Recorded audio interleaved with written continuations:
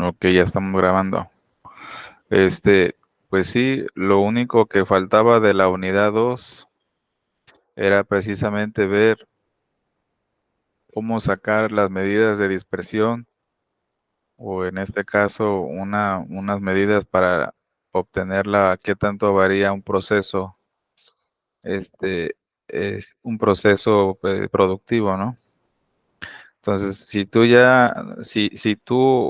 ya conoces lo que son las medidas de tendencia central, sabemos que pues aplicar nada más, hacer el análisis con estos datos centrales de tendencia no va a ser lo suficientemente certero, ¿no? Necesitas a fuerza estudiar qué tanto me está variando la variabilidad, perdón, en un proceso productivo. En este caso, pues aplicado a lo que es la calidad, ¿no? Entonces, para medir la calidad, digo, la variabilidad o la dispersión, pues bueno, aquí aquí nada más hay dos medidas, y es prácticamente una sola, pero aplicada a diferente concepto, ¿no? La primera es la desviación del tipo muestreal y la otra es la desviación poblacional. Ambas te van a medir la capacidad que tiene un proceso. La finalidad de todo esto, Carlos, la finalidad de todo esto es que tú con esta herramienta de estadística, tú puedas hacer el histograma, que pues es uno de los gráficos más importantes que hay dentro del estudio de la estadística descriptiva. ¿Y cómo se hacen? Pues bueno, se hace uso de la obtención. Tú lo que tienes que hacer es obtener la media, la moda, de esas medidas que vimos anteriormente de las tendencias centrales y y la dispersión. ¿Por qué? Porque ese gráfico se vale de eso. Ahora bien, haciendo un pequeño recordatorio, habíamos comentado la semana anterior que la desviación estándar, pues simplemente hablando en forma muestreal, pues bueno, se denota por la letra S cuando hablamos de muestra y el promedio y va a requerir y simplemente es la diferencia, si te das cuenta de la diferencia, el cociente de la suma de las diferencias al cuadrado entre cada muestra de lo que tú vayas a estar analizando y el promedio aritmético o la media aritmética de tu muestra, ¿no? Y habíamos dicho que pues con esta medida lo que estamos obteniendo es la distancia o la separación que hay precisamente entre lo que representa el promedio y las muestras, ¿no? Estamos estudiando precisamente qué tan alejado está cada muestra de la media aritmética. Y esto es útil precisamente para estudiar qué tan dentro estoy, qué tan alejado o qué tan cerca estoy de lo que sería para mí una característica de calidad que estoy analizando, ¿no? En este caso, pues se puede tratar de cualquier característica que tú quieras, ¿no? A su vez, haciendo el recordatorio, decíamos que si hay desviación estándar para las muestras, pues bueno, hay desviación estándar para las poblaciones, ¿no? Y se va a denotar con la letra griega sigma, sigma minúscula. Y es exactamente lo mismo, pero aquí requiere que si ya no del promedio aritmético de la muestra, sino ahora el promedio aritmético de toda la población o el conjunto de datos. ¿Vale? A su vez, voy a requerir de obtener el coeficiente de variación. ¿va? Entonces, este coeficiente de variación me va a permitir establecer en un dado caso, si yo estoy estudiando más de dos características diferentes sobre un producto, o sea, características de calidad de estudiar de un producto, pues bueno, me va a permitir hacer la comparación entre esas dos características y me va a permitir estudiar precisamente pues la variabilidad en esas dos características. Por lo general, si tú quieres, el coeficiente de variación se da en estilo porcentual. Ujú. Por eso es que aquí en la fórmula está multiplicado por 100. Y es tan sencillo como obtener hablando de las desviaciones estándar, pues bueno, es simplemente el cociente de la desviación estándar que tú tengas, si estamos hablando de una población, de la desviación estándar poblacional, dividido por la media aritmética o el promedio poblacional. Y así de sencillo.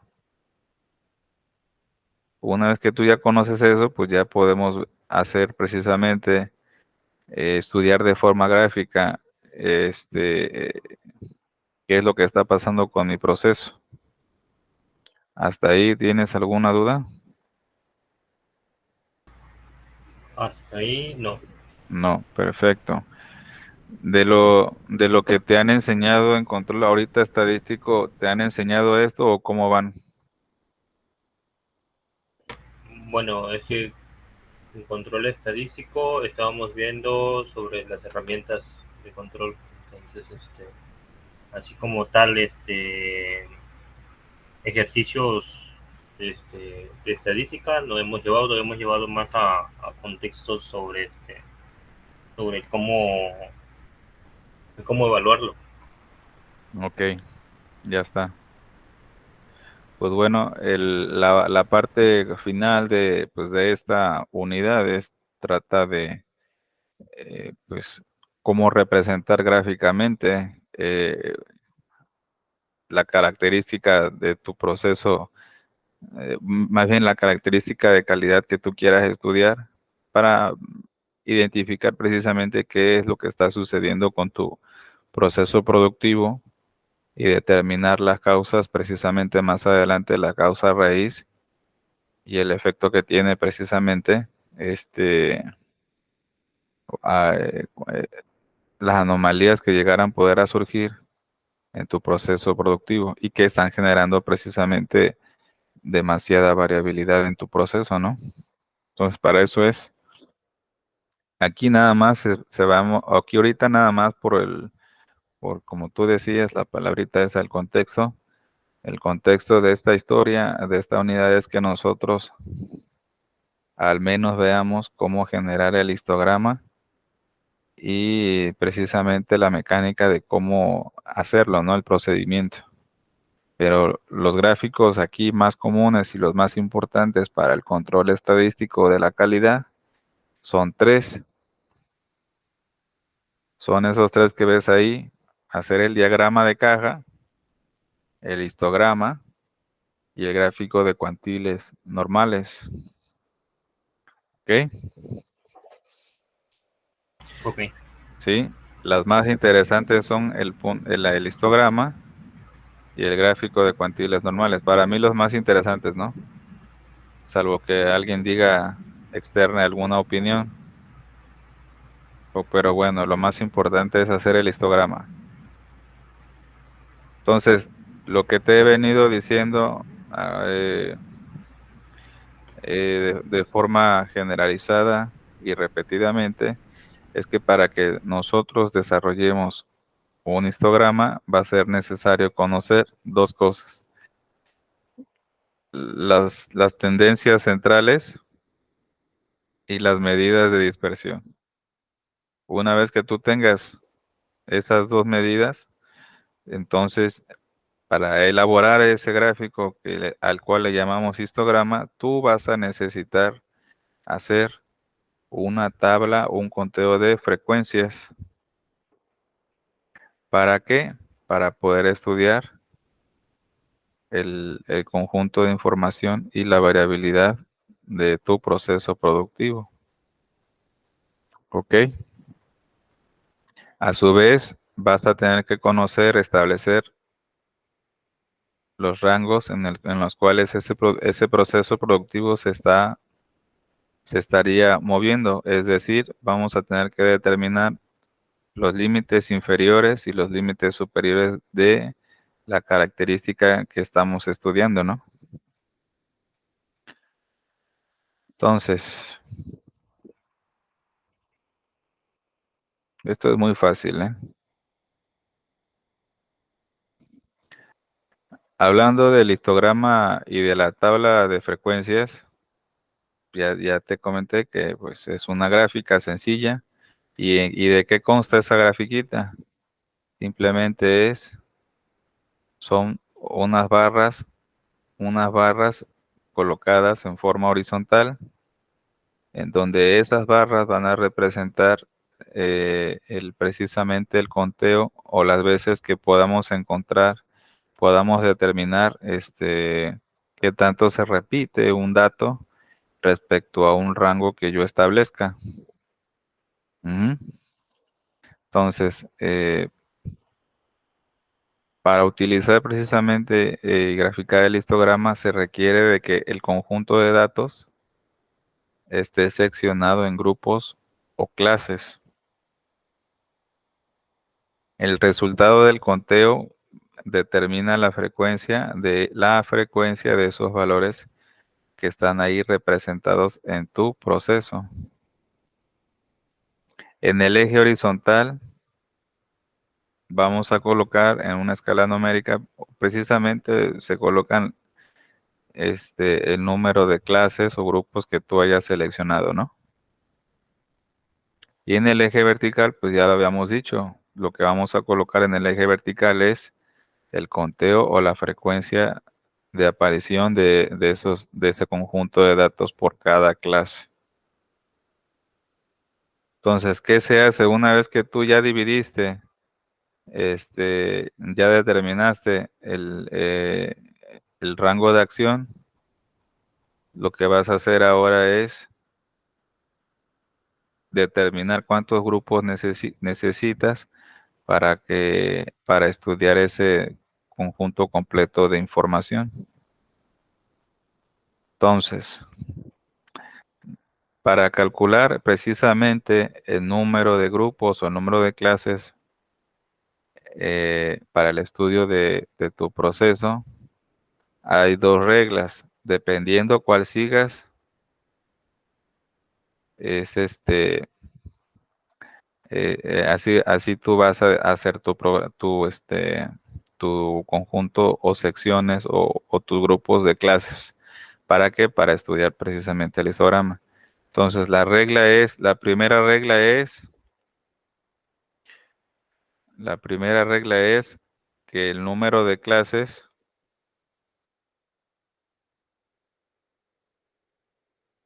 sea igual a la raíz cuadrada del número de datos. Esa es una regla. Y la otra es que el número de clases sea igual a 1 más 3.3, el logaritmo de base 10 del número de datos.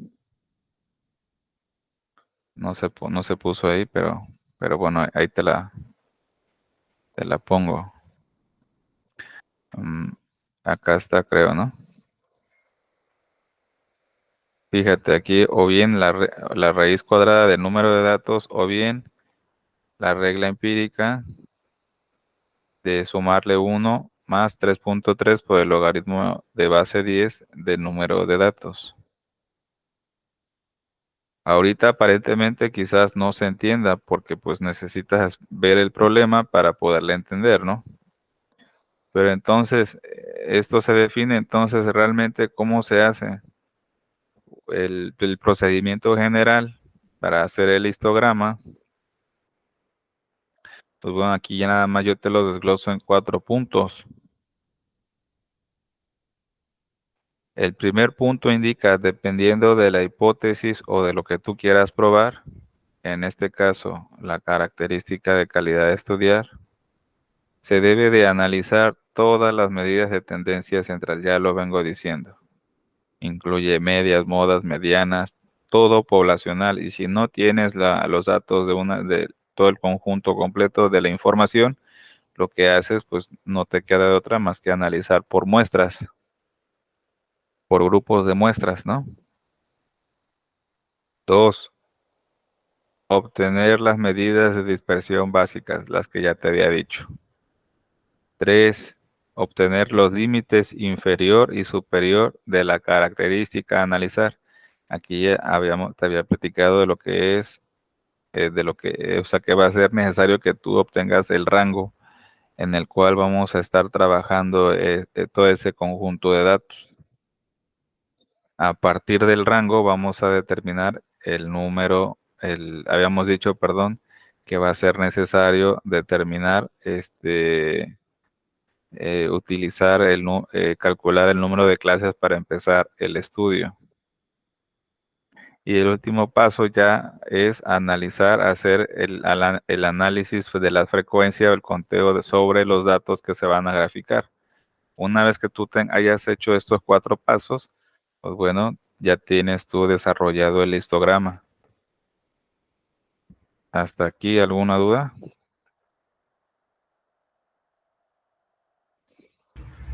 Esa diapositiva está bueno, en la que tenemos en el portal, ¿sí está escrita la fórmula o está igual este, el Aquí, texto? aquí está igual en texto, pero es lo mismo. Ah, ok. Sí. Porque no lo alcanzo a ver en la diapositiva que yo tengo. Ah, ya la subí, ¿no? Ah, pero es la otra, ¿no? Con Así la que es te... en la semana, sí, es que voy actualizando. Ya, ya, ya. Ujú. Entonces, ¿qué es lo que vamos a obtener? Si hacemos un ejercicio, vamos a obtener formas de histograma diferentes, como las que te estoy mostrando ahí. Y ese tipo de formas distintas que te estoy mostrando representa algo en tu proceso productivo. Ujú. Lo que más o menos se acerca a lo que tú quieres es que esta y esta, ajá, bueno, esta, no, la figura A y la figura C es más o menos lo normal, ¿no? Lo que sería normal en un proceso de producción. Ahí estaríamos indicando de que tu proceso se está comportando más o menos bien. Las que estoy señalando con rojo, esta y esta, es lo que no queremos. ¿Por qué? Porque indican que algo está pasando con tu proceso, ¿eh? Si tienes sesgo, si te aparecen como 2 campanitas así, algo está sucediendo con tu proceso. ¿Sí me explico? Por ejemplo, en el caso del bimodal, que te dice que la figura F, que es bimodal, 2 realidades, aquí es que porque si tú ya tienes, por ejemplo, el conjunto de datos, aquí están apareciendo, perdón, ahí están apareciendo dos medidas de tendencia central, es decir, aquí pueden existir hasta 2 modas, ahí en ese, ¿eh? Entonces tú no deseas eso. El que se presente, por ejemplo, aquí, que esté achatado, que esté colocado muy repegado hacia la derecha o la izquierda, y quiere decir que por ahí se están generando errores en la producción, pero el del tipo humano, ¿no? Por ahí se está cambiando la forma o la metodología de cómo se está trabajando. Entonces tú tienes que observar eso. ¿Sí me explico? Sí, sí, sí. Ok. Entonces vamos a ver un ejercicio en Excel de cómo conseguir esa gráfica, ¿va? Ok.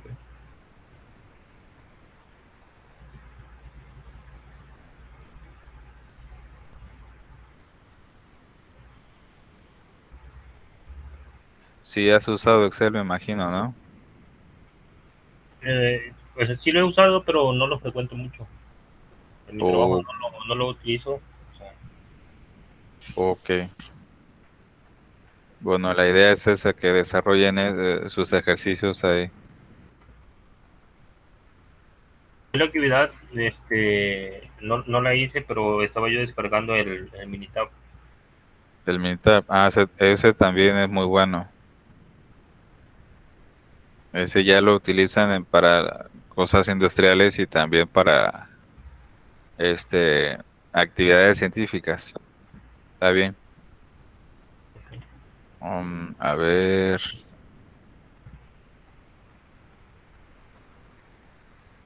mm,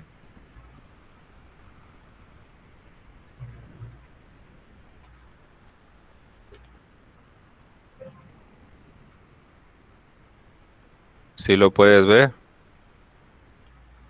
Sí, sí, sí, se alcanzó a ver.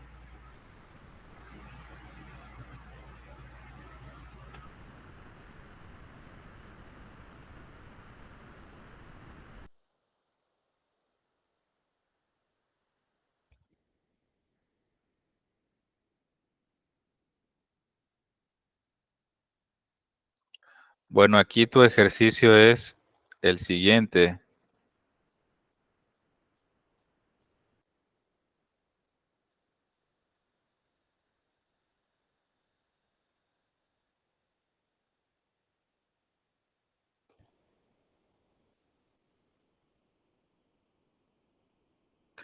Aquí lo que me pide es determinar las medidas de tendencia central y las medidas de distribución para obtener precisamente el histograma, las clases de datos y la tabla de frecuencia del problema que se está presentando a continuación. ¿Va? ¿Sí me escuchas? Sí, sí, sí. Dale.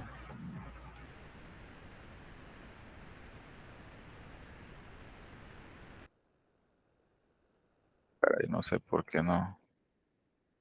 Ok,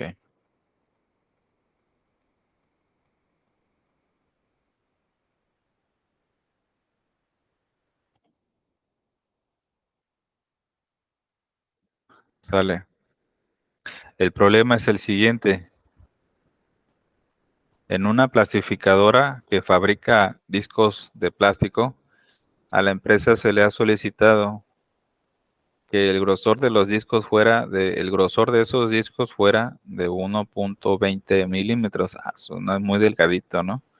Con una tolerancia de más o menos 0.10 milímetros. Así pues, para considerar que ese proceso fue exitoso, los discos deben de estar dentro de la especificación. Te pregunto a ti, ¿cuál es la especificación? El grosor que habían puesto ahí, no, 1.20 milímetros. Así es, Con la tolerancia. así es, junto con su tolerancia. Entonces, por ahí nos dan 8 filas de datos. Todo el conjunto de datos de la población lo conforman estas 8 filas de datos, ¿no? ¿Sí lo ves? Sí, se ve. Entonces, el primer paso que te dije es, ya determinamos el problema y determinamos precisamente cuál es la característica de calidad a estudiar. En este caso es el grosor de los discos de plástico. Lo siguiente sería aquí obtener las medidas de tendencia central. Las estoy marcando ahí en color amarillo. ¿Cómo vamos a obtener esas medidas de tendencia central? Pues bueno, vamos a empezar por la media poblacional, que va a ser igual a la fórmula de promedio sobre el conjunto de datos. ¿Cómo la voy a poner? Voy a poner el ejemplo aquí al lado para que lo puedas observar cómo lo hago. ¿Va? La mediana poblacional lo voy a hacer así. Le voy a dar clic a la barra de fórmulas. Ajá. Voy a dar la fórmula promedio. Pongo los paréntesis y adentro me pide el argumento, el conjunto de datos. Yo observo que mi conjunto de datos tiene un rango, empieza desde la columna B con la fila número 7. ¿Sí lo ves?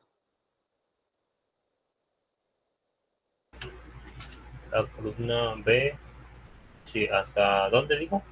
Hasta, pues ahí inicia, no he dicho el final, pero Ah, termina hasta la columna R con la fila 14 hasta acá. ya. ¿Sí lo ves? Sí, sí. Para escribir un rango en Excel tienes que colocar las esquinas, donde inician y donde finalizan. Tú vas a poner R que es de la columna, y el número de la fila. Entonces, si te das cuenta, ahí, sí ahí se ve que ya seleccionó Excel el conjunto de datos. ¿Sí lo ves? Sí, Sale. Aquí te menciono lo siguiente, las fórmulas en la barra de fórmulas de Excel siempre van precedidas. Si quieres hacer alguna operación, siempre pone el igual. Este de aquí, el igual. Si no lleva el igual, no, lo va a tomar como texto Excel y no va a hacer absolutamente nada. Una vez que tú escribas la fórmula, simplemente le das Enter y ya queda. ¿Sí lo ves? sí, sí, sí. Sale. La otra forma de hacerlo, te vas a ir al menú Insertar, perdón, al menú Fórmulas. Vas a buscar más funciones, vas a buscar las de estadísticas y a su vez vas a buscar la fórmula de promedio. Están casi de las últimas. Promedio, ok, ahí aparece y ahí te sale una pequeña descripción de lo que hace esa fórmula. Tú simplemente le vas a dar clic y ya. Le das clic y te aparece la función, los argumentos que utiliza la función para poderte entregar a ti el resultado, ¿no? Entonces, donde dice número 1, número 2 se puede extender, pero ahí donde dice número 1, así como le metimos, ingresamos el argumento, el rango de la función, aquí vamos a hacer exactamente lo mismo. Para meter el rango de la función, le vamos a dar clic ahí donde está la flechita hacia arriba, esta de aquí, y nos vamos a ir a la primera columna, a la primera esquina de mi rango completo. Lo vamos a seleccionar y observa tú que mientras se mueve o yo estoy seleccionando los datos, se está ajustando precisamente la esquina superior, la esquina inferior derecha de mi rango. Una vez que yo haya seleccionado mi rango, simplemente Le voy a dar clic aquí en la flechita ahora abajo, que significa insertar el argumento de la función.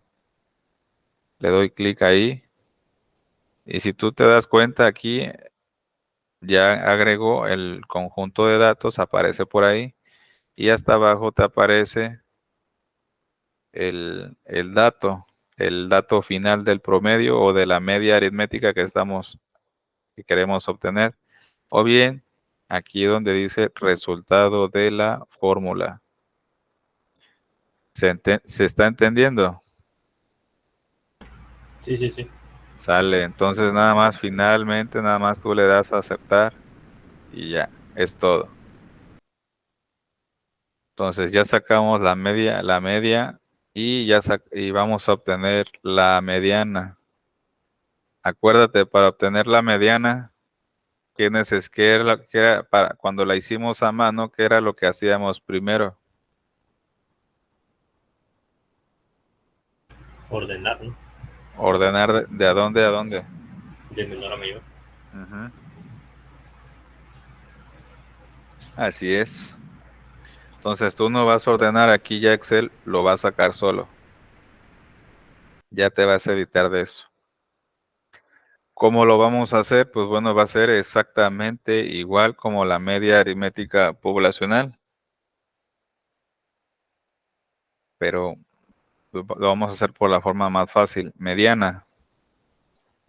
Fórmulas más funciones, estadísticas y vamos a buscar mediana. Mediana. Y ahí está. La seleccionas.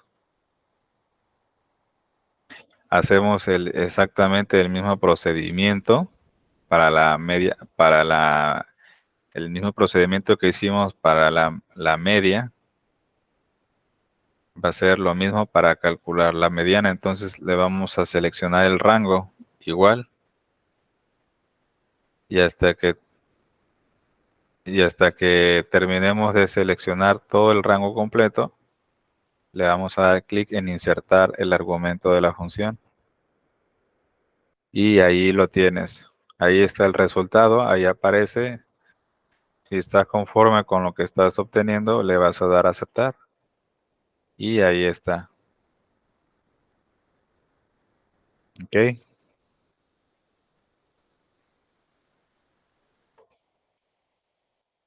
Para la moda es exactamente lo mismo. Le vamos a poner, utilizando la barra de fórmulas, vamos a colocar la fórmula de moda punto 1, así se llama. Y le vamos a meter el rango, que es de B7 hasta R14. Y así se seleccionó el rango, ¿no? Simplemente le doy Enter y pum, ya está. Hasta ahí dudas, Hasta ahí no. sale. La pregunta, ¿cómo saco el número de datos? Que para mí el conjunto total de datos es importante porque es la variable n, útil para sacar la desviación estándar y útil para sacar otro tipo el número de clases y todo, ¿no? Ujú. ¿Cómo crees que perdón, sí, sí. Este, bueno, el total de datos lo vamos a sacar así. Igual, todo está ahí. Fórmulas, estadísticas. Y aquí hay tres formas. Tenemos tres funciones. Contar blanco, contar si conjunto o contar a. Y eso es nada más para contar el número de datos que tenemos de nuestro, o sea, saber cuántos datos son de nuestra población. Aquí lo que tú tienes que tener cuidado es en la selección precisamente de tu información. ¿Por qué? Porque estas fórmulas, hay algunas fórmulas de contar que lo que te van a contar van a ser válido, van a asumir que hay información precisamente en el rango que tú seleccionaste, incluyendo si tú tienes celdas vacías. Estas son mis celdas vacías. ¿Lo ves? Sí, sí, sí, se ve. Ok, tú tienes que tener cuidado de buscar una función que precisamente discrimine estas celdas vacías, que no las cuente, eso quiero decir.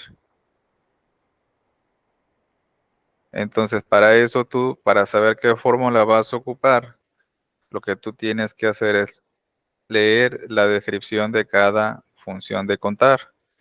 Por ejemplo, aquí te dice la primera función de contar que yo me encuentro, esa te dice cuenta el número de celdas de un rango que contiene números. Esa celda podría funcionar, pero está contando celdas, no está contando las celdas que tienen información. Nos podría arrojar un dato equivocado. Hay otra que dice contar blanco y esa lo que te dice es cuenta el número de celdas que está en blanco dentro de un rango. Aquí si yo le doy precisamente esa función, seleccionando todo el rango, simplemente me va a contar las celdas que están en blanco o que no tienen nada. Contar sí, pues es la otra función de contar sí, es va a contar si yo le pongo un rango o un criterio para filtrar precisamente la información, o bien si yo le pongo el criterio de selección para que empiece a contar. Contar si conjunto es muy parecido a la función anterior, lo vamos a ocupar ahorita. Entonces, hay otro abajo que dice contará. Y aquí me arroja lo siguiente, me dice que esa función de Excel va a contar el número de celdas que no están vacías de un rango. Pues esa es la que voy a ocupar. Contará. Lo que hago es, le doy clic y exactamente selecciono mi rango de acción en donde están mis datos. A ver, permítame. Aquí hay un error. Antes de que yo haga el conteo, yo me debo de posicionar en la celda donde yo quiero que se inserte el dato. Una vez que yo haga eso, ya selecciono la función que yo vaya a utilizar, ¿eh? Contará. ¿Dónde está? Contará. Ok, ahí está. Entonces voy a seleccionar mi rango de acción nuevamente y ingreso el argumento de la función. Y aquí ya me dice que el número total de datos son 125. ¿Dudas hasta ahí? Hasta ahí no. Perfecto. Ahora lo segundo, obtener las medidas de dispersión básicas, desviación estándar, coeficiente de variación. Eso es lo que vamos a hacer a continuación. Segundo paso, las medidas de dispersión, ¿no? Entonces es exactamente lo mismo.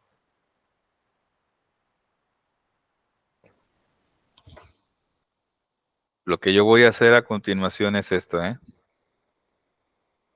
Si requiero la desviación estándar, ya sea con una precisión de 3 o 4 décimas, lo que tú quieras ocupar,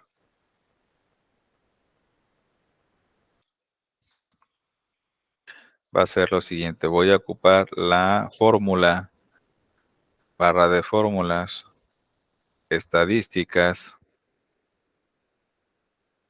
y voy a encontrar, aquí la pregunta ¿es desviación muestral estándar de las muestras o desviación poblacional la que requiero? Te pregunto.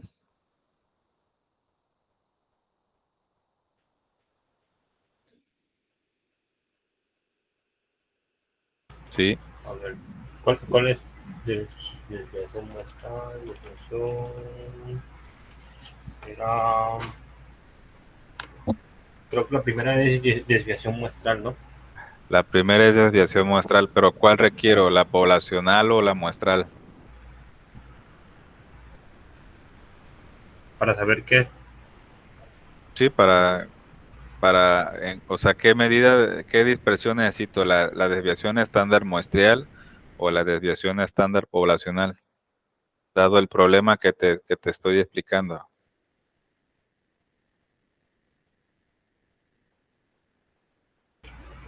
Creo que es la proporcional, ¿no? Ok, la poblacional. Entonces yo selecciono la función que dice desviación estándar punto P, esa. E igual selecciono el rango de acción y le doy insertar argumento. Ya nos aparece un pre-resultado con varios dígitos decimales y hasta abajo aparece el resultado de la fórmula, pero con 3 dígitos de precisión. Si estoy de acuerdo, le doy a aceptar y pum, ya ahí está. ¿Vale? El coeficiente de variación dijimos que era la desviación estándar, el cociente de la desviación estándar y la media poblacional por 100%, ¿no? Ajá. Entonces aquí para encontrar el coeficiente de variación nada más de esa característica dijimos que era la desviación estándar que está en la celda E25, ahí la selección Excel, E25, entre la mediana poblacional que es E18, ya está seleccionado. No le voy a poner el por 100 porque hay una fórmula en Excel que ya me lo da. Simplemente le doy Enter y ahí aparece. ¿Pero por qué aparece así? Porque yo le di estilo porcentual aquí, le di clic en estilo porcentual. ¿Sí lo ves? Ya. Si lo ves, mi coeficiente de variación me aparece así, como lo estás viendo, ¿no? Para empezar, lo que yo hago es cambiarle el estilo y ahí le pongo en porcentaje. ¿Sí lo ves? Sí. Y ya se aparece en porcentaje. Si tiene muchas décimas, pues le vas a dar clic en esta función que dice disminuir decimales o aumentar decimales, lo que tú quieras hacer. ¿Vale? Ok. Ahora, punto número 3, obtener los límites superior e inferior de la característica que yo estoy estudiando. O sea, ¿qué me está pidiendo? Conocer los límites en los cuales se está moviendo mi proceso. Para eso, yo voy a ocupar una regla. A ver, vamos a ponerla, ¿eh? A ver, te lo voy a explicar. Vamos a dejar de presentar eso y te pongo la pantalla. Ok.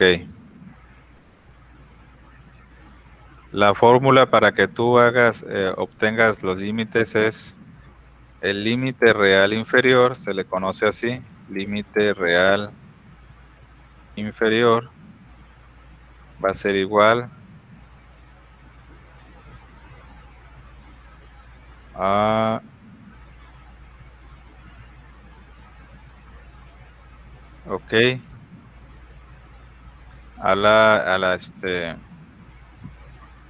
a la media aritmética poblacional menos 3 veces la desviación estándar poblacional. ¿Vale? El límite superior de mi característica que yo esté estudiando igual, ahora va a ser, si era menos, ahora va a ser más. Y esos son los límites. Así calculas tú los límites superior e inferior. Que en una gráfica representa, a ver si lo podemos observar. Son estas líneas que están puestas en forma vertical. Estas de aquí. ¿Sí lo ves? Sí. Esas de ahí.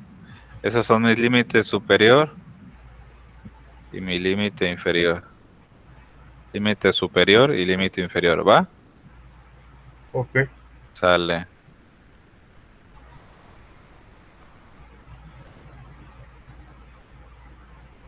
Regresamos al Excel.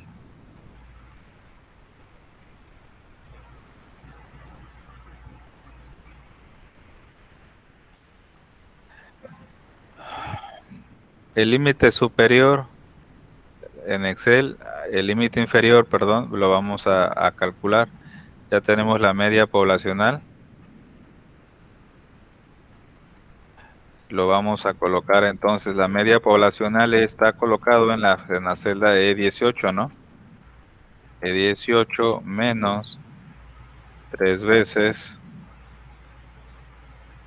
el producto de el producto de 3 veces la desviación estándar que está colocada en la celda E25.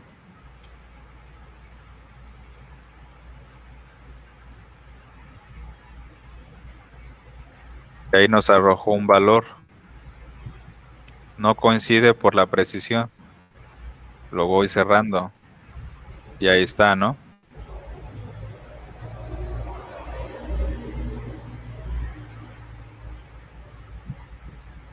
El límite superior, pues nada más es lo mismo, nada más le cambio la suma. En vez de menos, es más.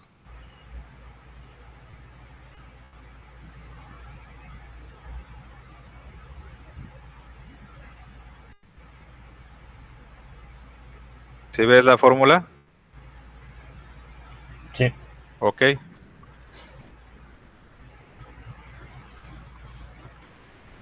19, C18.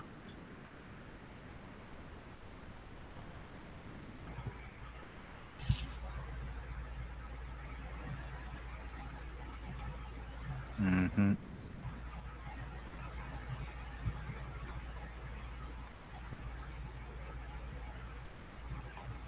Quién sabe por qué no coincidió, pero bueno, así es.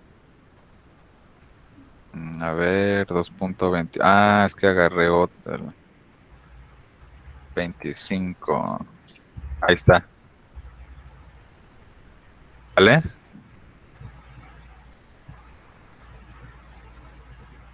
El número de clases en las cuales yo tengo, esto es lo importante. Aquí para el número de clases, aquí hay de dos sopas. Te había dicho que es el método 1. El método 1 era utilizar precisamente la raíz cuadrada y utilizamos la fórmula raíz cuadrada ¿de cuántos datos? De 125, es el total de los datos, E25, ¿no? E21, perdón. Ahí está el conjunto completo de los datos. Y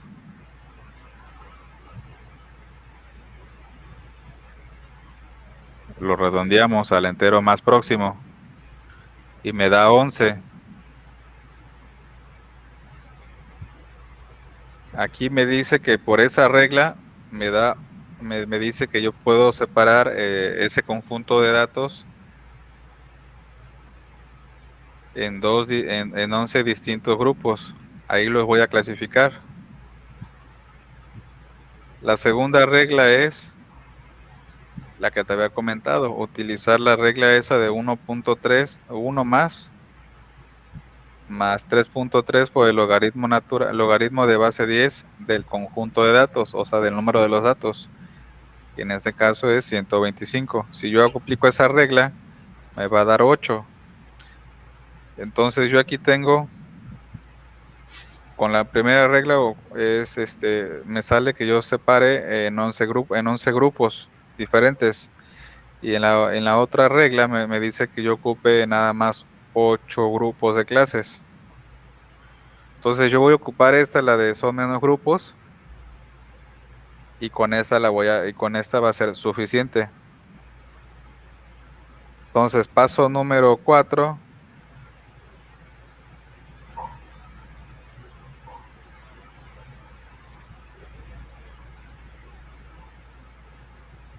Permíteme.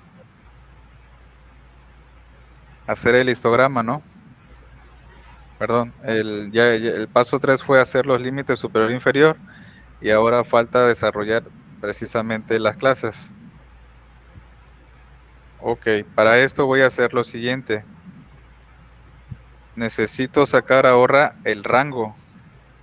El rango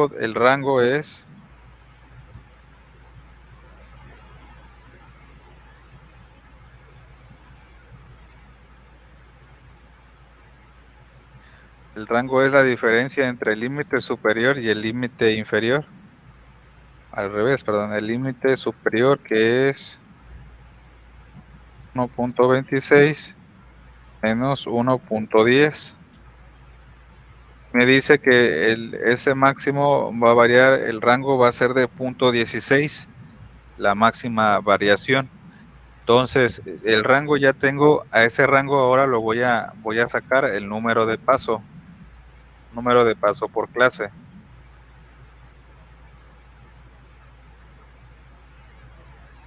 Y eso va a ser dividir precisamente el rango, que es 0.16, sobre el número de clases, ya sea que tú ocupes 8 clases o 11. Yo aquí voy a ocupar 8. Me va a decir, y lo que me dice es muy importante, que el número el paso por clase va a ser 0.02. Entonces, ¿cómo voy a formar el grupo? Lo que voy a hacer es agarrar la primera clase que yo voy a formar, va a ser de menor a mayor. Voy a formar el primer dato, que coincide con mi límite inferior, que es 1.10, y le voy a sumar el 0.02. ¿Sí me explicó?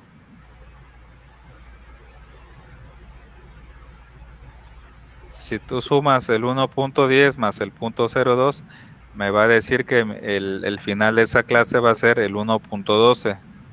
¿Sí lo ves? Sí. Ok. Para la segunda clase voy a repetir ese dato, el dato final de mi clase anterior, y a ese dato final le voy a sumar el 0.2, y así obtengo el final de la segunda clase.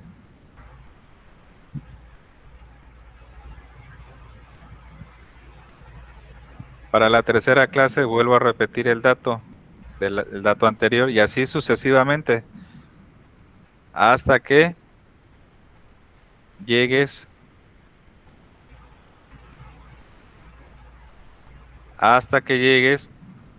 al límite superior. ¿Sí lo ves? Sí. Y completes precisamente el número total de clases que tú dijiste aquí. ¿Ve? Son 8 clases, y se hicieron 8 clases con un número de paso por clase de 0.02.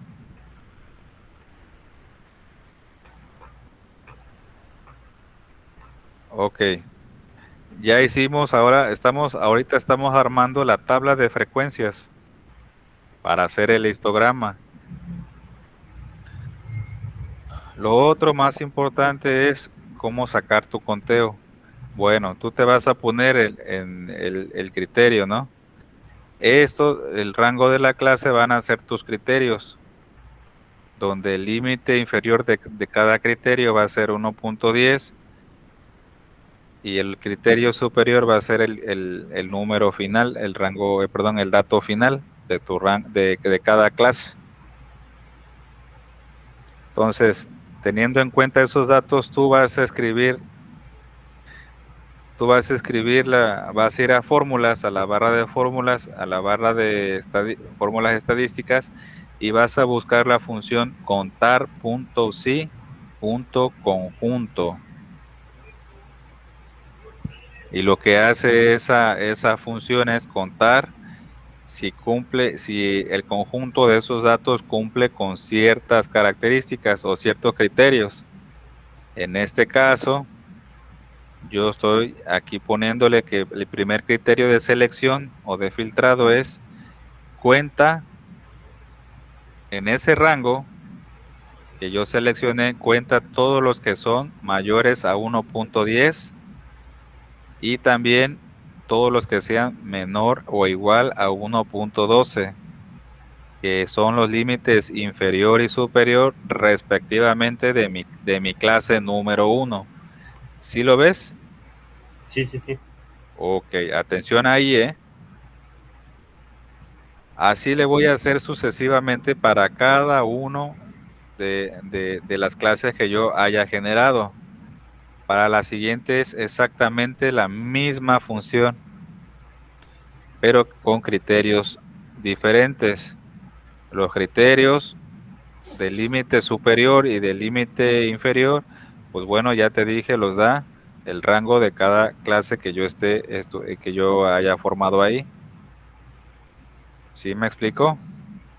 Sí. Una vez que yo haya hecho precisamente mi conteo final, esto es lo que importa, esto de aquí y esto de aquí, el número de clases y las frecuencias. ¿Por qué las frecuencias? Porque es mi conteo. Ahí es donde yo voy a poder observar que la variabilidad precisamente de mi proceso productivo. Lo otro que yo voy a hacer, me falta graficar el histograma, sí, que es esta barrita, mira, esta gráfica de barras, esta de ahí. Son 8 clases en el eje horizontal, así se colocan, y en el eje vertical precisamente está el conteo o las frecuencias de mi gráfica, ¿no? De mi tabla de frecuencias. ¿Cómo le voy a hacer? Pues me voy al menú insertar, y voy a dar insertar gráfico de columnas o barras. Le voy a dar aquí en columna 2D. Tú aquí tienes que tener mucho ojo porque tienes que seleccionar bien tus datos, ¿no? Le vas a seleccionar tus datos y vas a seleccionar las clases y la columna de frecuencia. Sí, y ahí te aparecen dos. Tú tienes que eliminar esta de aquí porque esta no es una tendencia normal. Creo que vas a eliminar la serie de datos la de azul, que creo que es la de la serie 1 y ya. Eso es todo. ¿Sí me explico? Entonces ahí la gráfica, ¿por qué aparecieron dos? ¿Por los valores de los rangos? Sí, es que se seleccionaron precisamente dos. A ver, fíjate. Otra vez. Insertar. Si tú quisieras, pues nada más seleccionas nada más las frecuencias y ya se acabó. Ok. Y eso es todo. ¿Sí lo ves? Sí, sí, sí, ahí ya. Ya.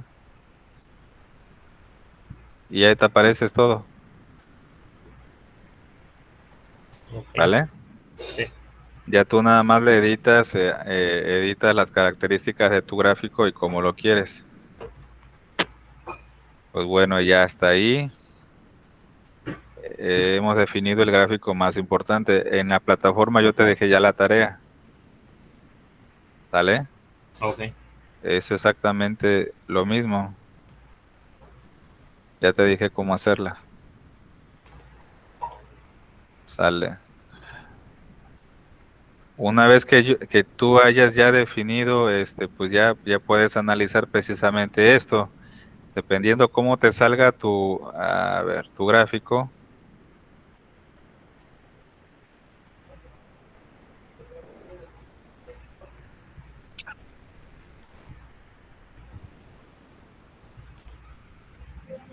dependiendo cómo te salga tu gráfico, tú vas a estudiar precisamente, qué es lo que está sucediendo con tu proceso productivo. Si te sale más o menos como estas cuatro que tengo aquí, puede ser que algo esté pasando, ¿eh? ¿Vale? Ok.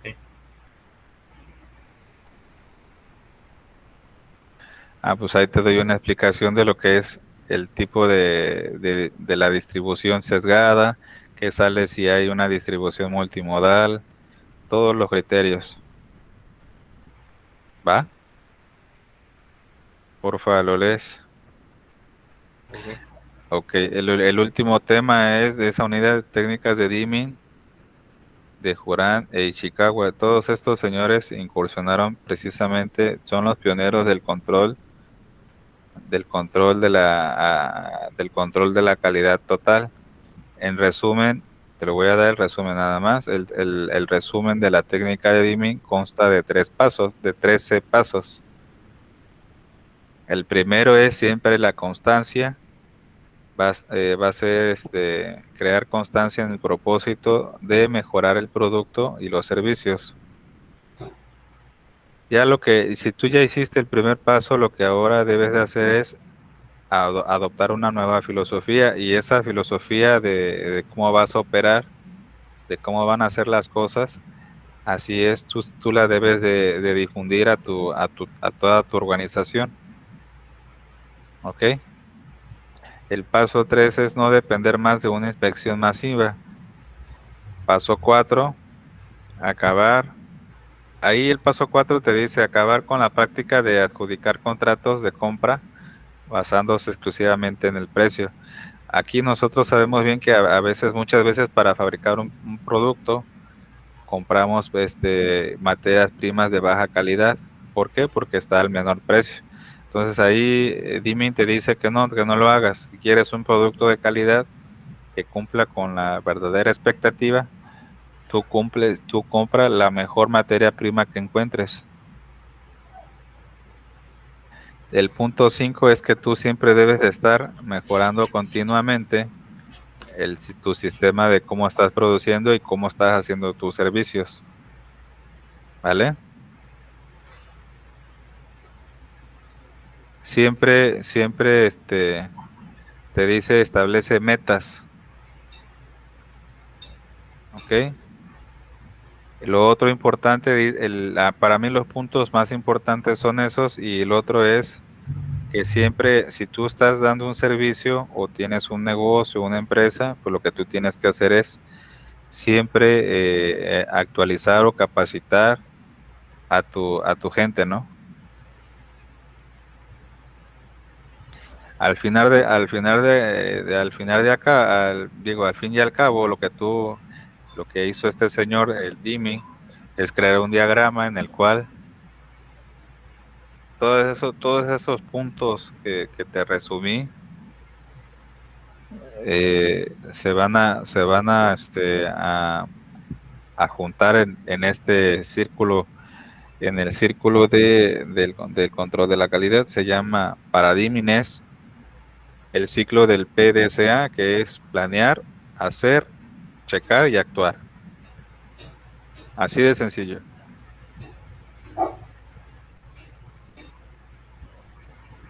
En cuanto a lo que dice Kaoru Ishikawa, pues bueno, sabemos que fue un pionero japonés en el concepto del control de la calidad total. Para él, simplemente se resume en 6 puntos. Son los que te estoy mostrando ahí. El punto importante es que dice que el control de la calidad total es responsabilidad de todos. Bueno, ¿Sí? sí. Y si es responsabilidad de todos, entonces la calidad, el control de la calidad en forma total es una actividad grupal. No hay individualismos, ¿ok? Y así sucesivamente, que todo es trabajo en equipo y pues bueno, las difusiones de la filosofía de operación van siempre de arriba hacia abajo, ¿ok? Ok, ¿Dudas hasta ahí? hasta ahí no. Sale. Ya que vimos esos 6 puntos de la calidad, en resumen, digo ahí en resumen,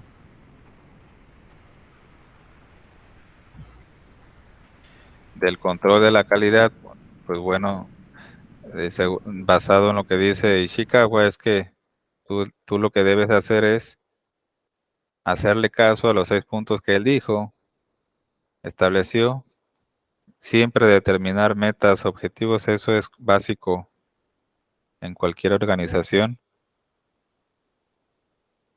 Ujú. Siempre va a ser importante establecer metas.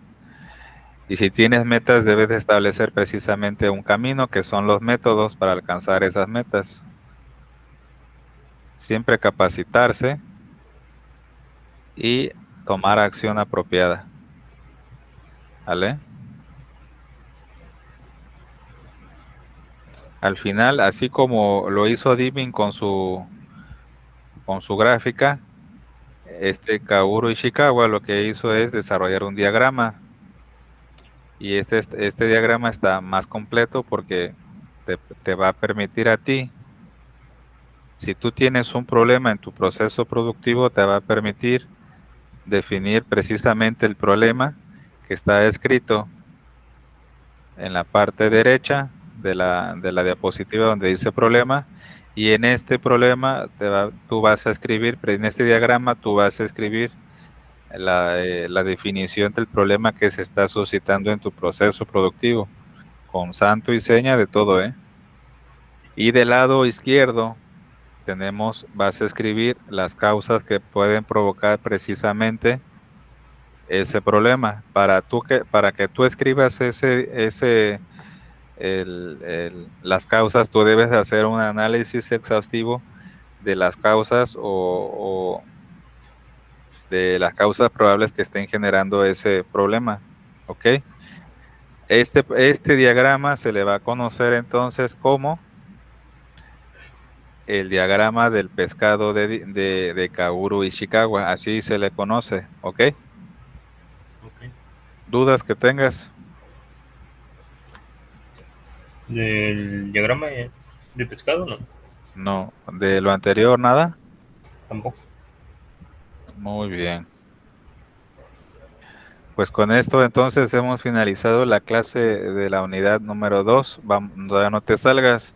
Vamos a ver la otra unidad. Rapidísimo. Sale. Vamos a ver. Nos salimos. Ah,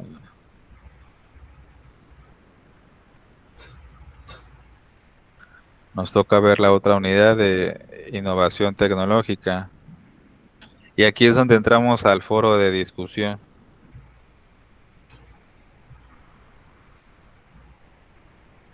A ver.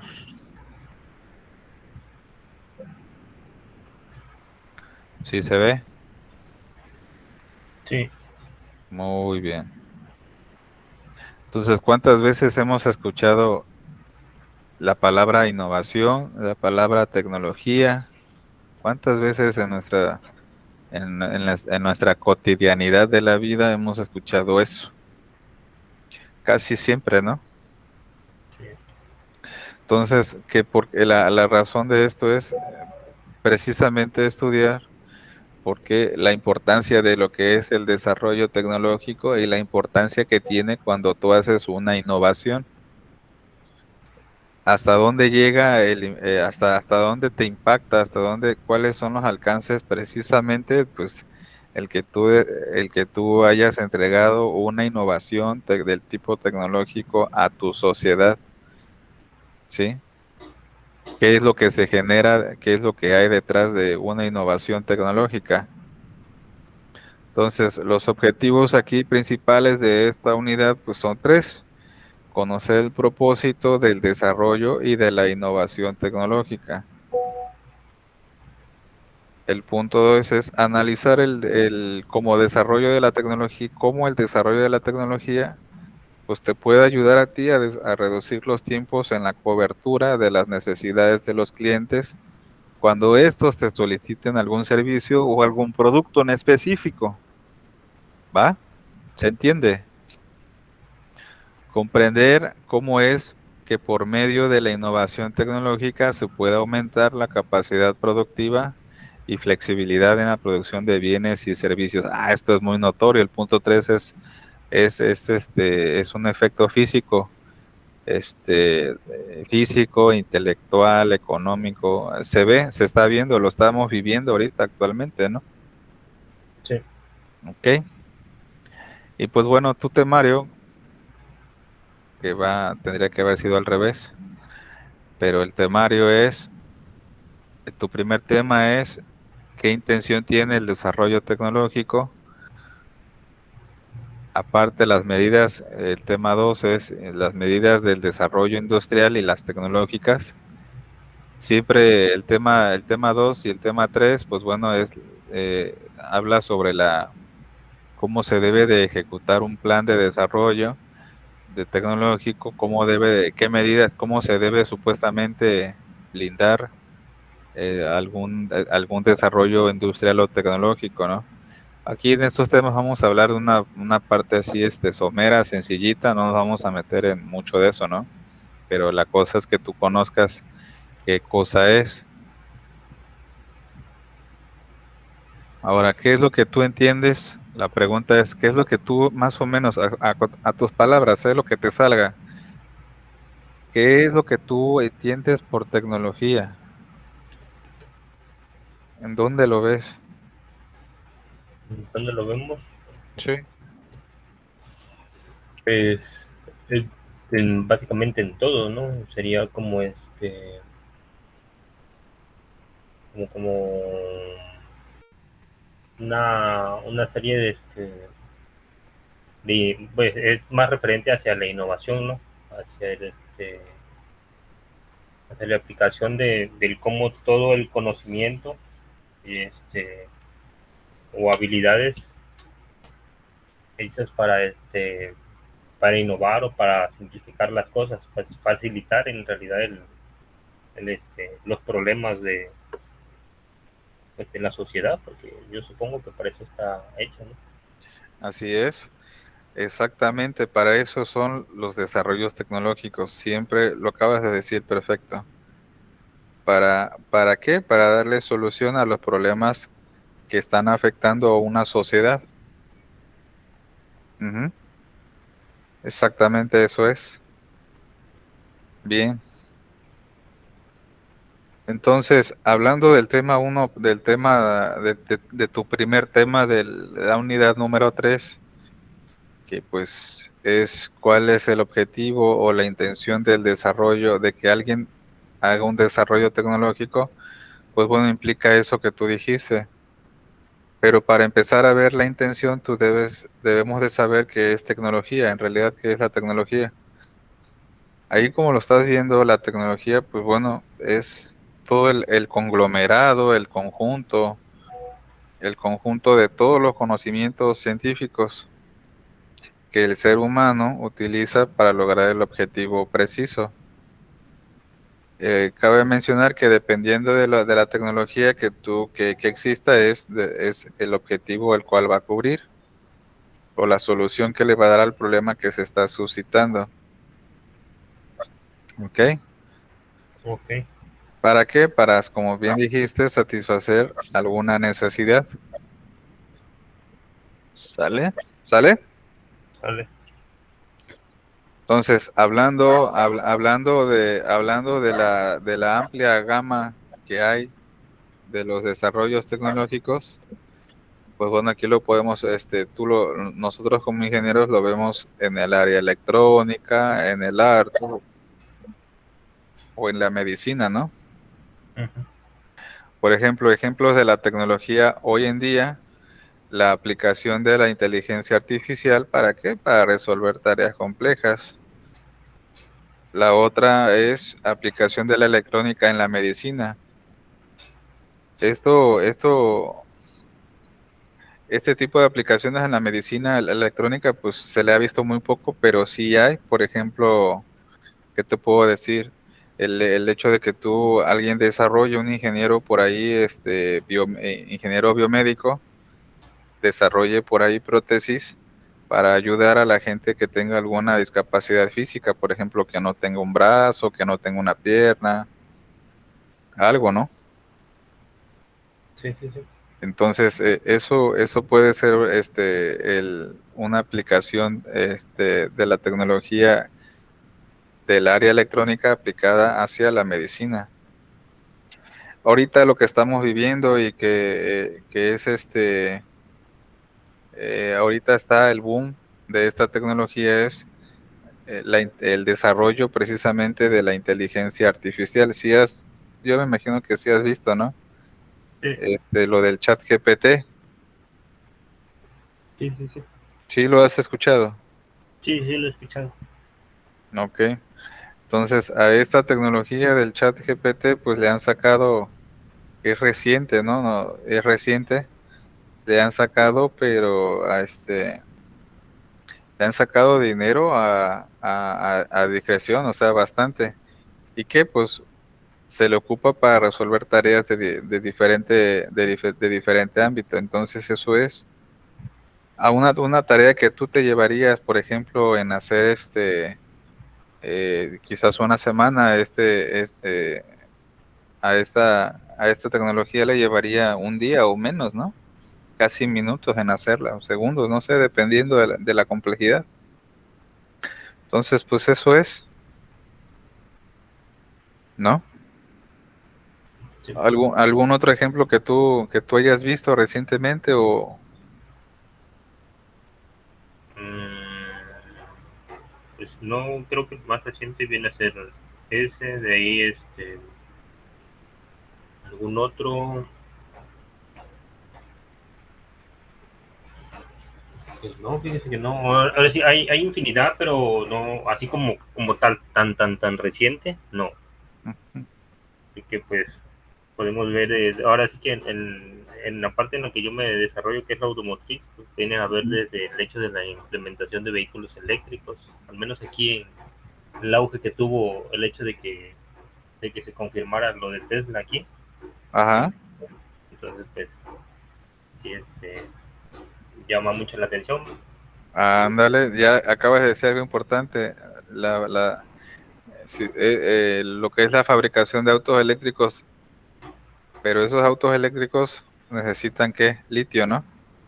Sí, Entonces, por ahí debe de haber algo, alguna tecnología rara que no la dice Elon Musk, pero pues aparte del litio ha de haber por ahí otro compuesto químico que utilicen ellos para generar o eficientar el uso de la energía eléctrica en sus carros, ¿no? sí, sí, sí. Así es. También creo que Elon Musk utiliza en sus carros esos Tesla una inteligencia artificial reducida, ¿no? Para Ah, manejar con autopiloto. sí, de hecho, sí, de ese vi unos memes Ajá. donde creo que ya lo aplican en Estados Unidos Ujú. y y circulaba en calles en sentido contrario. Y como que todavía tiene errores. Igual ya está implementado, o sea, lo tienen como en transporte público, más o menos, Ujú. pero sí presentaba errores. Sí, así es. Es lo que tú dices. En Europa, en Alemania, los taxis son empezaron a hacerlos así, automáticos, ¿no? Con autopilotados. Pero como acabas de decir ahorita, la tecnología tiene sus riesgos. Cuando es nueva, tiene sus riesgos. En este caso, hablando específicamente de la inteligencia artificial, también tiene sus riesgos, porque mucha gente está hablando de que algunos empleos se pueden perder. Y sí es cierto. Pero esto es como la energía. La energía no se crea ni se destruye, solo se transforma, ¿no? Entonces, en el concepto hablando de la actividad laboral que podría desplazar, bueno, si ya eliminó ciertos oficios o ciertas actividades que el hombre ya deja de hacer, también va a generar otros oficios en el cual el humano se tiene que capacitar y tiene que aprender para poderle dar mantenimiento a este tipo de sistemas, ¿no? Por ahí debe de haber otras áreas laborales de las que se deben de crear. ¿Sí me explico? Sí, sí, sí. Entonces, tiene sus riesgos. Siempre hay que ver todo el conjunto completo de cómo está el cuadro y la historia precisamente detrás del desarrollo tecnológico. Hablando de la tecnología, pues te expliqué, bueno, estábamos ahí platicando de de su definición. Y pues bueno, dependiendo de los aspectos a los cuales va dirigida la tecnología, pues bueno, se le puede clasificar. Es cosa que tú lo busques por ahí, si estás un poquito más interesado a reserva de lo que yo te comenté, pues que la tecnología pues se divide en dos, en general, o son para producir herramientas o tiene que ver con la gestión de recursos. A su vez, cada una de esas secciones se subdivide en tecnologías duras o de producto adecuada, o bien blandas de operación y de punta. La tecnología de punta, quizás, por ejemplo, ¿no? Esa es la que apenas está el día saliendo y la aplicación de esta tecnología sería muy específica. Aún no se le estaría ocupando para darle solución a algún problema específico que tenga la sociedad, pero igual sigue siendo tecnología y funciona y genera técnica. En la cuestión de la tecnología que son del tipo blandas, pues bueno, es como precisamente son como las de esta de inteligencia artificial que son de software, ¿no? Y las de por aplicación y tipo de producto, operación, pues bueno, son las que me van a permitir generar las herramientas para poder construir otros productos. Así es. ¿Sale? Ok. Es cosa de que tú veas si te interesa un poquito más esto de cómo se clasifica y cómo puedes este determinar en dónde entra cada vez que tú tengas una duda acerca de las tecnologías que salen, ¿no? Ahora bien, los descubrimientos y la aparición de las nuevas herramientas producidas a través de la tecnología, pues bueno, son la clave para el desarrollo humano y de las sociedades. Este es el punto fundamental de una tecnología. Siempre va a ser el desarrollo humano y de las sociedades. Pero hay algo que no te he dicho. Aparte del desarrollo humano y de las sociedades, hay algo todavía más.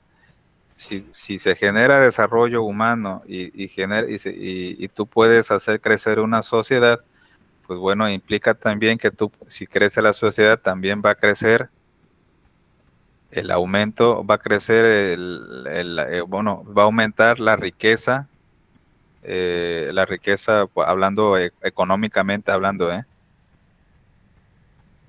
Esa es la finalidad. Si tú haces una tecnología, será entonces también para generar riqueza. ¿Sale? Ok. Y a su vez, mejorar la calidad de vida. Si surge, hablamos, si hay un problema, entonces surge la solución. Y en este caso es el desarrollo de la tecnología. Entonces, tú, ¿por qué te digo esto? Porque si tú llegas a tener tu propio negocio, ya sea el pequeño o gran negocio en algún momento, si tú quieres hacer sustentable tu negocio, vas a necesitar siempre que en tu negocio exista alguien que haga investigación y desarrollo. Es lo que significa I más D. ¿Sí me explico? Ah, ya, ya. Las abreviaciones que están aquí en el costado, ¿no? Así es, la I de investigación y la D de desarrollo. Siempre, siempre. Aquí en México es muy poco que una empresa o un negocio tenga un departamento así. El resultado de que el negocio sea fructífero y sea competitivo depende en gran medida de que tenga investigación, un departamento de investigación y un departamento de desarrollo. ¿Sale? ¿Por qué? Porque siempre va a ser necesario innovar y desarrollar nuevos conocimientos, nuevos productos, en los cuales puedan satisfacer esas necesidades de las personas, ¿no? ¿Vale? Sí. Eso es lo importante. Ahora bien, ya hablamos de la definición, ya hablamos pues, de los objetivos, pero ¿cuál es la intención? ¿Cuál es el objetivo del desarrollar la tecnología? Pues lo que te acabo de comentar, es simplemente generar más, de forma a gran escala, bienes y servicios, pero con ese agregado, o sea, con el agregado del capital humano. Siempre que tú hagas un desarrollo tecnológico, procura que ese desarrollo que tú hagas siempre esté el binomio de generar bienes y servicios y el capital humano. ¿Para qué? Para que tú puedas generar tu riqueza. ¿Ok? Ok. ¿Vale? A su vez, la intención del desarrollo tecnológico y de la innovación precisamente va a ser, adicionalmente, el descubrimiento de nuevos métodos científicos y nuevos productos que tengan el mayor impacto en la sociedad. Esto va a generar nuevas técnicas de investigación y se van a desarrollar nuevos programas para la implementación de estas técnicas y se genere precisamente el desarrollo tecnológico. ¿Sale? Ahora, ¿qué va a pasar? ¿Cuál es el procedimiento, el proceso de cuando tú tengas desarrolles algo, una innovación tecnológica? Pues bueno, siempre va a comenzar. Primero siempre es la idea, y si tú ya tienes la idea y quieres aplicar esa idea, vas a tener que definirla bien y especificarla y después desarrollarla. Cuando ya esté bien descrita, bien definida, bien especificada, entonces sale, implementala y luego ya difúndela con todos. ¿Sale? Hay como innovación tecnológica, en Mm, cuanto a la idea, la especificación de la idea y todo eso. ujú. ¿Cuenta el hecho de que la idea la tienes que crear o también de que se modifique algo ya hecho? Innovación, pues sí, puedes comenzar de cero o puedes mejorar algo que ya está hecho. O- Así es. De hecho, innovación eso es. Vamos a decirlo así, dame un ejemplo, ¿no? De una innovación. los de innovación, no sé, los teléfonos celulares. Así es, estaba yo pensando en lo mismo. Cuando comenzaron, los celulares tenían una cámara, por ejemplo, ¿no? Ujú. Sí, sí, no sé si te acuerdas o te haya Sí, sí, tocado. sí. Bueno, con el paso del tiempo, alguien sacaron esa tecnología, esa innovación y se eliminaron. ¿Qué se eliminó? Ya nadie, ya la gente ya no usa las cámaras. Bueno, al menos yo no he visto, ¿no?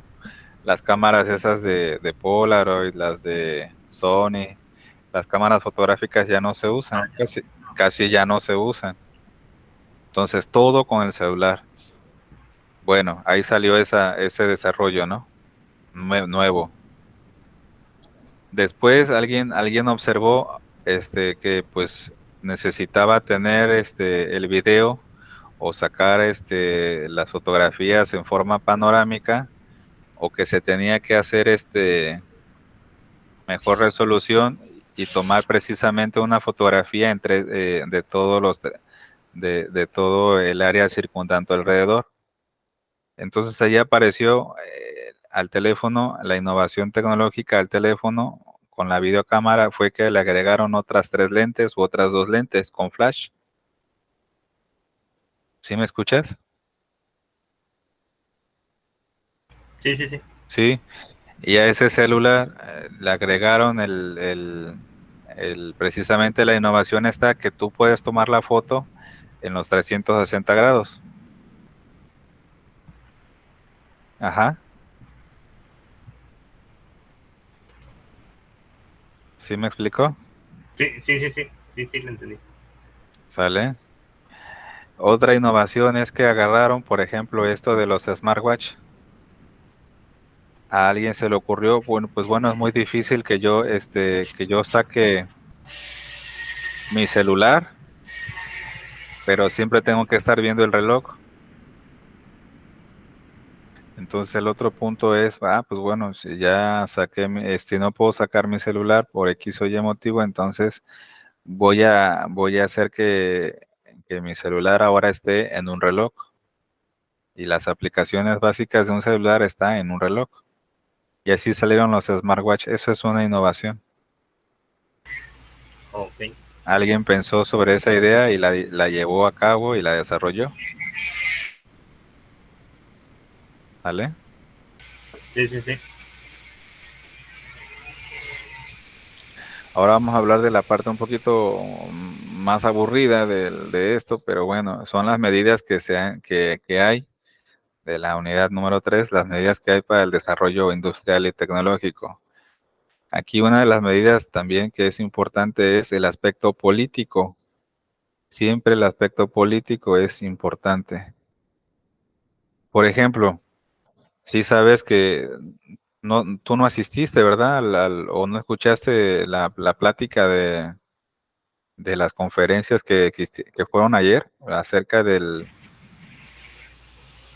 Congreso del CONAIN. No, no, no. La verdad no pude asistir. Tuve unos detalles ahí Ujú. personales, entonces no, no pude asistir. Bueno, nada más te voy a dar el resumen.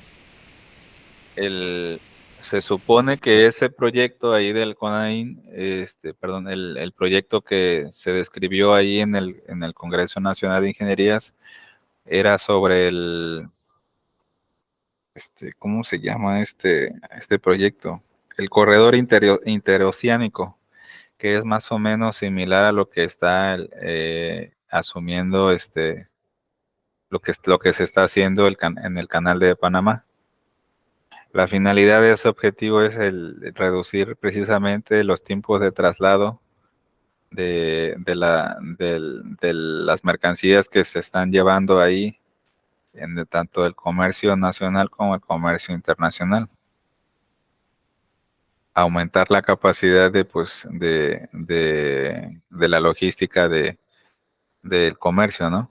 De lo que se está dando ahí. Entonces, una de las medidas, pues, primero tenían que ver qué era lo que qué era lo que primero tienen que ver, hablaron de eso, ¿no? De lo que se tiene que hacer primero para poder desarrollar todo ese parque logístico, ¿ok?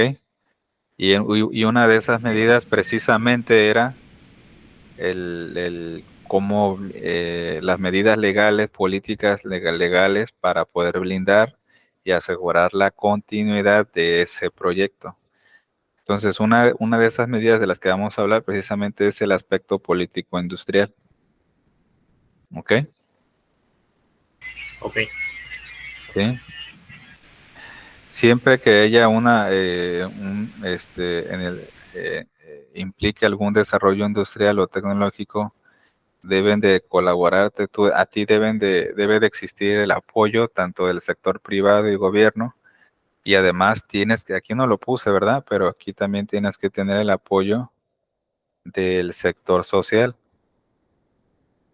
¿Por qué? Porque sabemos que la finalidad de tomar esas medidas es que tenga precisamente un impacto en el desarrollo económico de la zona. ¿En dónde? En donde tú estás aplicando ese desarrollo industrial. ¿Ok? Exactamente es lo mismo con el proyecto del corredor interoceánico. Es exactamente lo mismo. Ahí hablamos de ese proyecto, pero aquí hablamos de las medidas que se tienen que tomar. Las medidas son políticas, económicas y también tiene que ver si existe las herramientas suficientes para poder concretar ese proyecto. ¿Ok? ok, Ujú. Entonces, los objetivos que precisamente persigue en cuestiones de la política del desarrollo industrial, pues bueno, simplemente se van a centrar en proporcionar información, características o agentes económicas. ¿Para qué? Para que se puedan instrumentar precisamente estas acciones y poderse darle promoción y gestionar precisamente los recursos financieros, capital humano y poder priorizar acciones conjuntas con los diferentes sectores que estarían participando. Hablamos del sector privado, hablamos del sector del público que es el gobierno y la parte social. Entonces, los objetivos de esto es precisamente fortalecer las industrias pequeñas y las grandes que lleguen ahí a trabajar o las industrias pequeñas pues que puedan contar con alguna ventaja que es comparativa, ¿no? El segundo objetivo es siempre incrementar la innovación, la promoción del capital humano, nunca lo dejes de lado, siempre tienes que generar trabajo. Y además propiciar el intercambio de tecnologías entre diferentes industrias. ¿Va? ¿Se va. entiende? ¿Se entiende hasta ahí? Sí, hasta ahí sí. Pues bueno, ya acabamos la unidad número 3. Eso es todo. No hay más que decirte. Ok, Yo creo que tu examen de la siguiente semana, si es que lo hay, viene de las unidades 1, 2 y 3. ok. ¿Sale? Vale. Entonces vamos a terminar la grabación. Detener grabación.